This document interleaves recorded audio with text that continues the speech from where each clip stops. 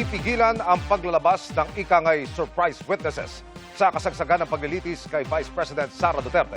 Ayon po yan sa Clerk of Court ng Senate Impeachment Court. Pero maglalabas pa rin daw ng pre-trial order bilang gabay.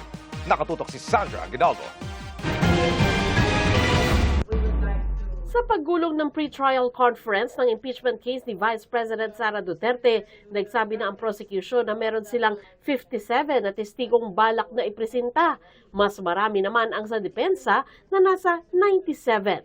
Pero sabi ni Senate Secretary Renato Bantog Jr. na siya ring Clerk of Court ng Senate Impeachment Court, hindi nila pipigilan ang paglalabas ng mga ikangay surprise witness sa kasagsagan ng paglilitis. May abiso naman daw ito na 3 araw. Both parties are allowed to make reservations. Reservations of witnesses that are not yet available or known to them at the time of the pre-trial conference. And during the trial, they may submit or move before the court for the appearance of other witnesses that are not, whose names are not part of the pre-trial brief.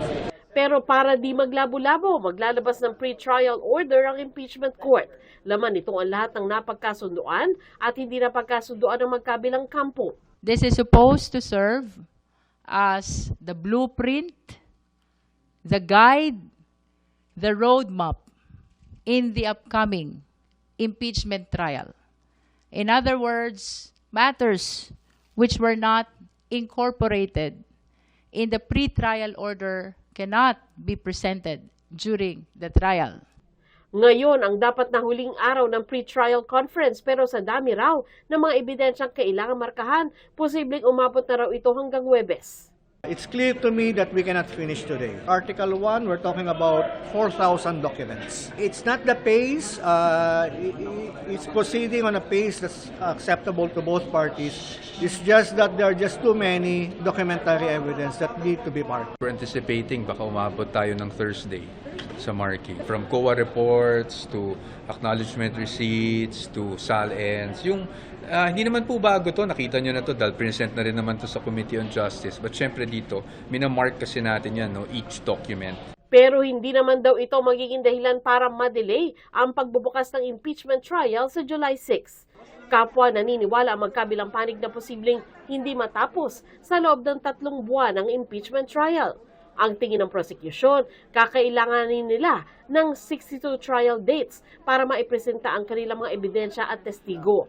30 trial dates naman ang sabi ng depensa. If I will consider the number of witnesses and exhibits of both parties, mukhang hindi kakayanin ng hanggang September lang. With the assessment of Representative Luistro, sa tingin ko 3 months is a bit tight, no? But so we agree on that point.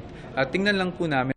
Sabi naman ng bagong tagapagsalita ng House Prosecution Team na si Attorney Jay Tolosa na isa rin sa kanilang private prosecutors, sinubukan umano ng depensa na palutangin ang issue ng conviction threshold bago simulan ang pre-trial conference. Pero agad daw itong binaril ni House Lead Prosecutor Congresswoman Jerville Luistro dahil hindi raw clerk of court kundi impeachment court ang magdedesisyon kung ilang boto ba talaga ang kailangan para ma-convict ang bise. Start of the pre-trial conference, there was an attempt from the defense to pose this issue as something that should be tackled before we could proceed with the pre-trial conference itself. But as I've mentioned a while ago, that was quickly shut down by Kong Luistro by pointing out, that's not a matter that could be decided by the clerk of court, and it should not be used to delay the pre-trial conference. Bago magsimula ang pre-trial conference at kapag nakabreak, nakitang nag-uusap at nagbabatian ng ilang abogado ng prosecution at defense. Ito ay matapos mapaulat na nagkagirian na ang magkabilang panig hindi pa man nagsisimula ang trial. Kapwa pinabulaanan ito ng 2 panig. May mga kumalat na rumors na parang nagkalamunan ng buhay daw po. That is not true. I charge it to fake news. I am conscious that I am representing the interests of the sovereign Filipino people. Hindi po ako papayag na lamunin ng buhay ang laban ng sambayan ng Pilipino. We are not struggling. We are very much prepared.